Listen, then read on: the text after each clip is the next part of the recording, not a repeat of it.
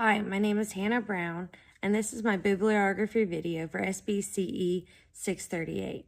It is November 9th. The topic I chose for this bibliography is response maintenance. I feel that this is an important topic to be talked about because just as it is important to teach our clients new things, it is just as important for them to be able to retain it and utilize it in the future. The first article that I want to talk about is mastery criteria and the maintenance of skills in children with developmental disabilities by Pitts and Hosier. This article produced a study in which 4 children between the ages of 5 and 9 were evaluated based on mastery criteria. The purpose of this study was to determine what mastery criteria, whether it be 80%, 90%, or 100%, produce the best results and response maintenance. The outcome of this study shows that a mastery criteria set at 100% produced the best results for response maintenance when tested once every 3 weeks. I feel that this information is important as when we're developing goals for our clients, we want to keep this in mind as we want to increase the chances of response maintenance.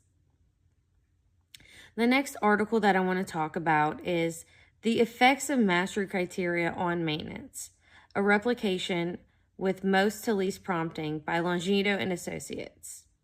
This article was very similar to my first article, with it evaluating mastery criteria of 80%, 90%, and 100%. However, it layers on prompting most to least along with progressive time delay. This study concluded that higher levels of mastery criteria, such as 90 and 100%, produced a higher response maintenance compared to tasks set with a lower mastery criteria, such as 80%. An interesting point brought up by this study included the fact that surveyed practitioners typically lean more towards 80% criteria over 3 consecutive days, whereas researchers who don't typically report often their mastery criteria are more likely to lean towards a 90% accuracy over 2 sessions.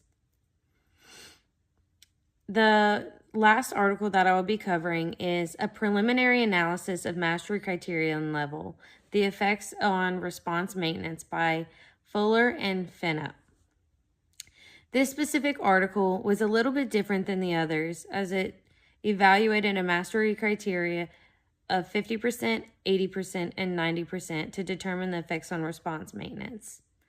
After a skill set was mastered, the clients would be reevaluated on skills once a week for 3 to 4 weeks. Like the previous articles, a higher mastery criterion level produced a higher chance of response maintenance. Some interesting things that this article suggested was, for how many days should a client be at mastery criteria level to be considered mastered? I feel like this is something I'm going to follow up on and determine if there are many studies performed on the topic of period of time that a client remains at mastery and how that affects response maintenance level as well.